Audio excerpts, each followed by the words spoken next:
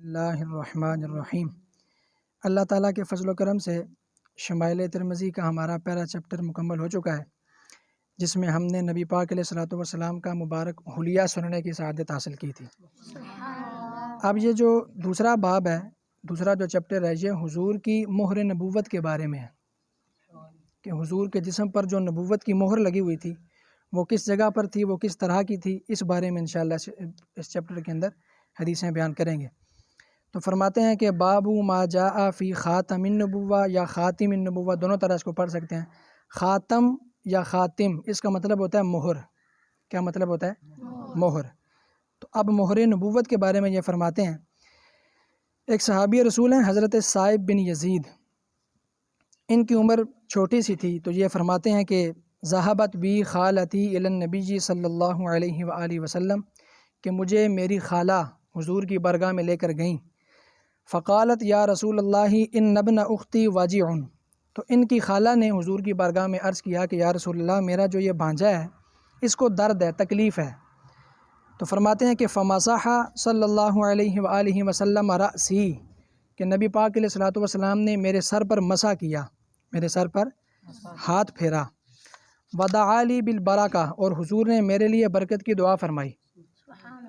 اب جو حضور کی دعا ہے نا، حضور کی دعا، اس کے بارے میں علماء کرام یہ ارشاد فرماتے ہیں کہ اگر نبی پاک علیہ الصلوۃ والسلام کسی بندے کے لیے دعا کر دیں تو حضور کی دعا کا جو اثر ہے وہ اس بندے کی نسلوں کو بھی اللہ تعالیٰ عطا فرماتا ہے، یعنی صرف اس بندے کو نہیں، اس بندے کی نسلوں تک حضور کی دعا کا جو اثر ہے وہ پہنچتا ہے۔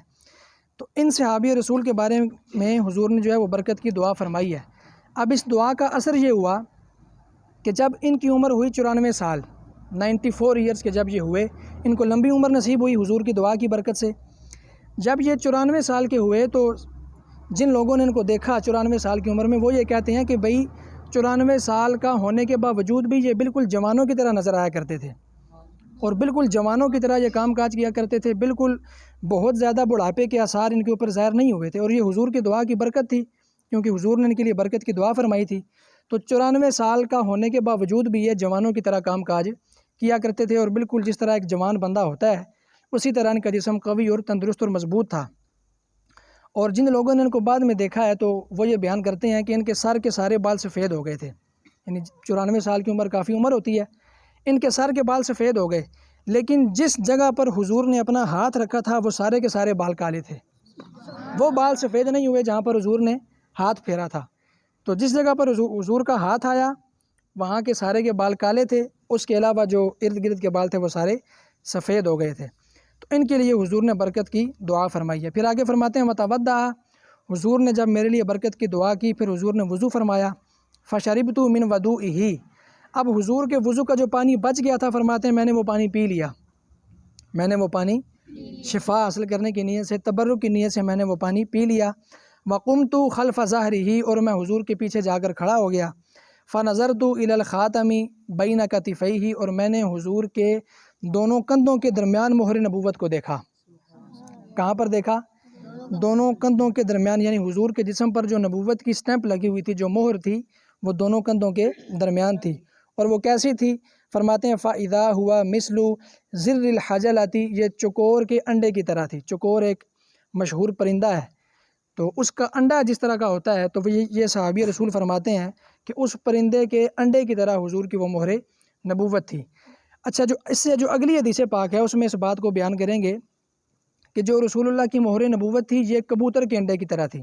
اس حدیث میں چکور کا ذکر ہے، اگلی حدیث میں کبوتر کے انڈے کا ذکر ہے، تو اس طرح مختلف حدیثوں کے اندر مختلف پرندوں کو جو ہے وہ نام لیا گیا ہے۔ تو جس صحابی نے جس انداز سے اس مہر نبوت کو دیکھا اسی انداز سے انہوں نے آگے بیان کر دیا۔ تو فرماتے ہیں کہ میں جب حضور کے پیچھے کھڑا ہوا تو دونوں کندھوں کے درمیان مجھے مہر نبوت نظر آئی، اور وہ چکور کے انڈے کی طرح تھی۔ آج کے لیے ہم اس کو یہیں تک رکھتے ہیں۔ انشاءاللہ العزیز آنے والے دنوں میں نبی پاک علیہ الصلوۃ والسلام کی جو مہر نبوت ہے اس کے متعلق مزید حدیثیں بھی ہم سننے کی سعادت حاصل کریں گے۔ اللہ تعالی ہمیں نبی پاک علیہ الصلوۃ والسلام سے سچی پکی محبت نصیب فرمائے۔ وما علیہ الا البلاغ المبین۔